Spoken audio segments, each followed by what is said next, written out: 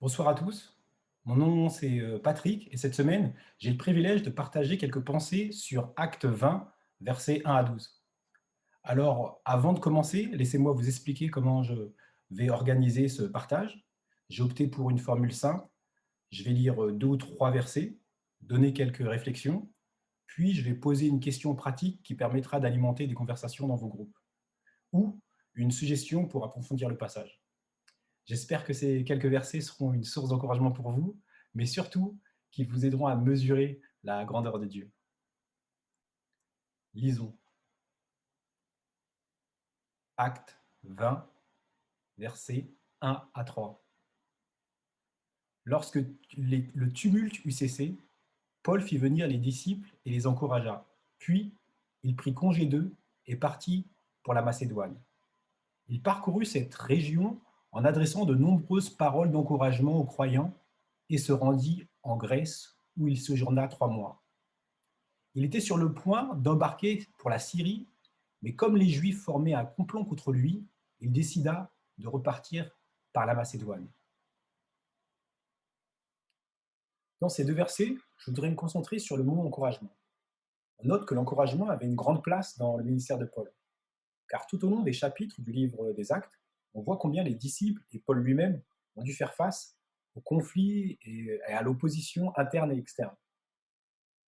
Et lorsque l'on vit et qu'on connaît l'opposition, qu'on a des conflits ou même qu'on tente de résoudre des conflits, ça demande beaucoup d'énergie et toutes ces choses sont des terrains propices au découragement.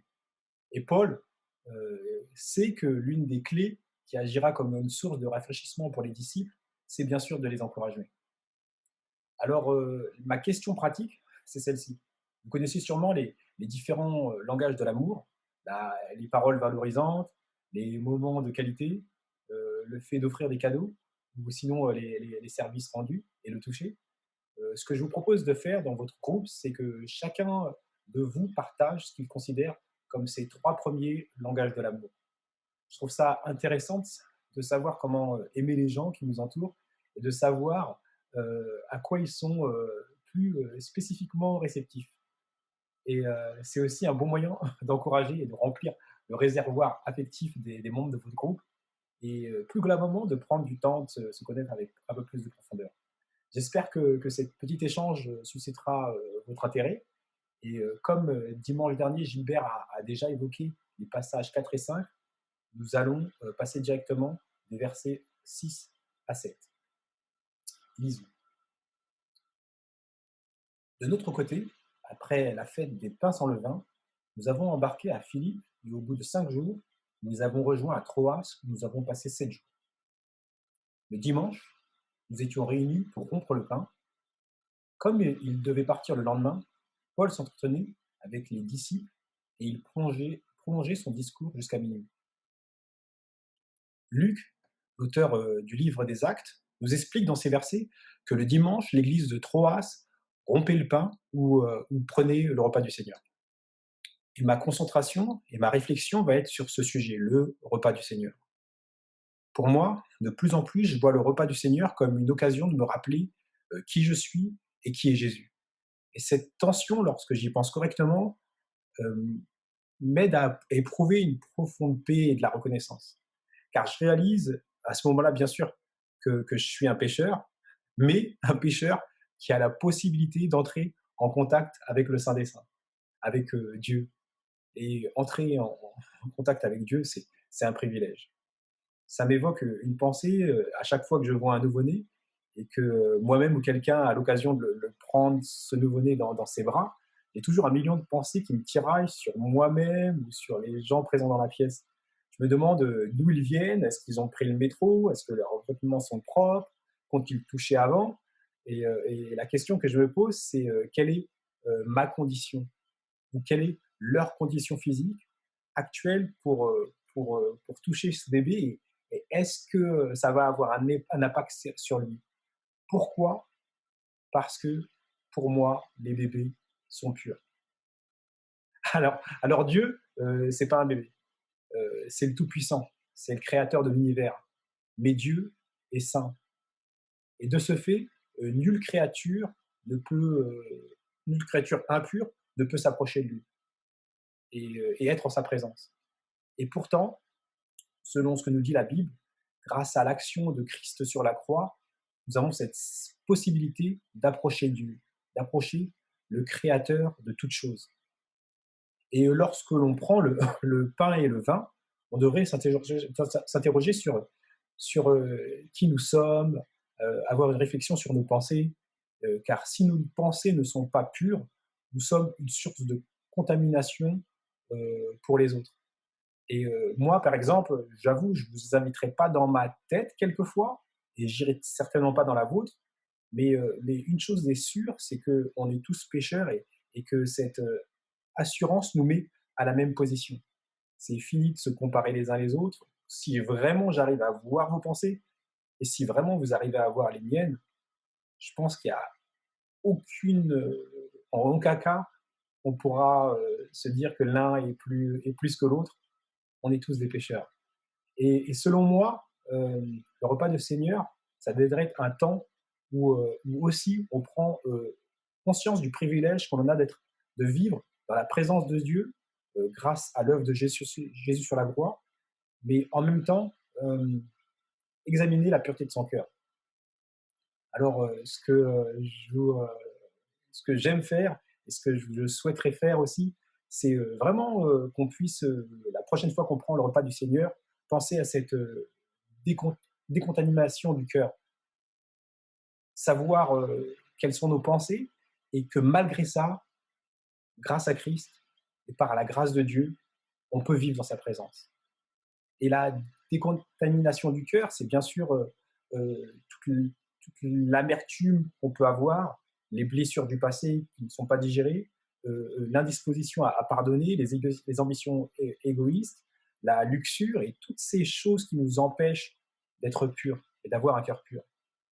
Et les fruits d'un cœur décontaminé sont de toute façon l'amour, la paix, la joie et l'unité.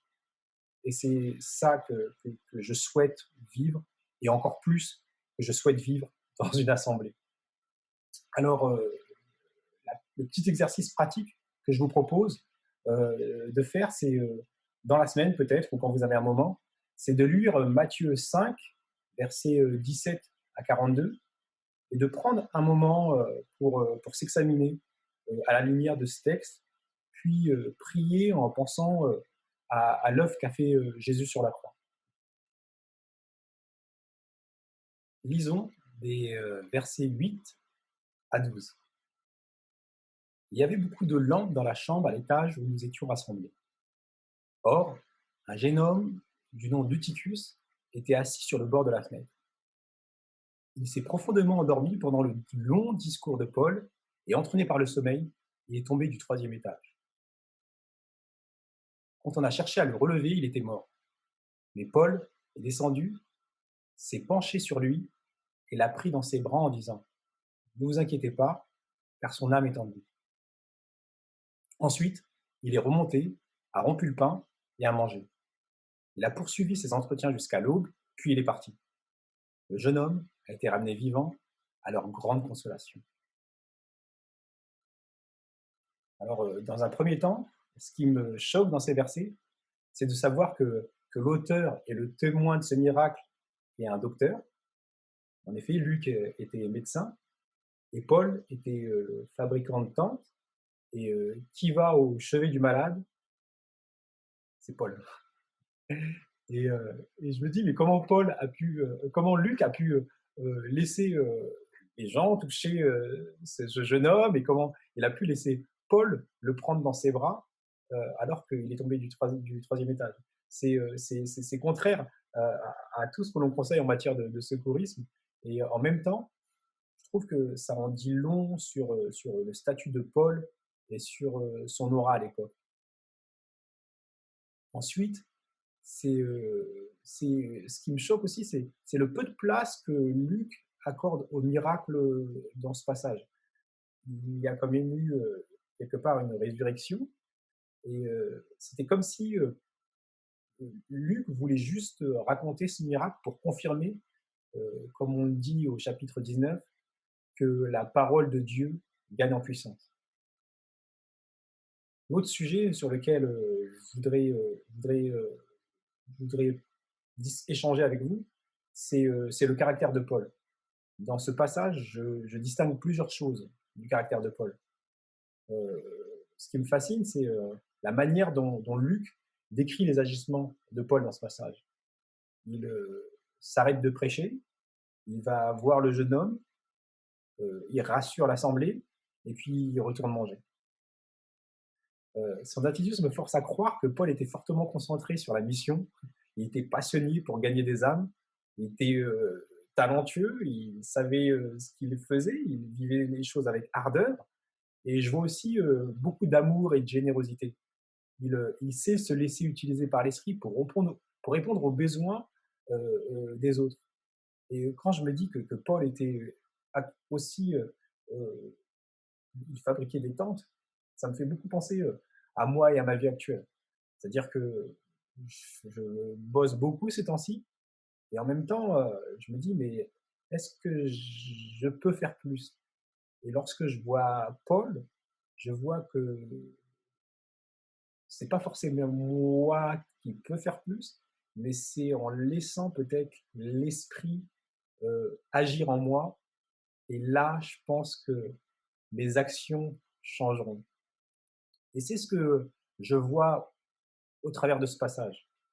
Et je vois qu'avec Dieu, on peut faire plus que ce qu'on peut imaginer ou penser. Personnellement, durant les 24 heures que Dieu me donne chaque jour, je voudrais croire que dans mon être intérieur, je puisse grandir pour voir ces 24 heures différemment, pour faire des choix différents et pour pouvoir avoir le temps, dans des petites conversations, de parler de l'évangile, de faire grandir ce désir en moi, de gagner des âmes. Et c'est ce que je vois cette force chez Paul. Et je vois cette force chez Paul parce qu'il vient d'enseigner et Dieu lui donne une occasion de démontrer à l'église de Troas que la parole du Seigneur gagne en puissance par l'intermédiaire de cette résurrection. Et je pense que parfois, en tout cas en ce qui me concerne, je cherche à trop contrôler les choses. Il y a des choses que l'esprit doit faire à ma place. Et ça, je dois avoir la foi que le monde spirituel fonctionne comme ça. Que l'esprit en moi peut faire bien plus que ce que je peux imaginer ou penser.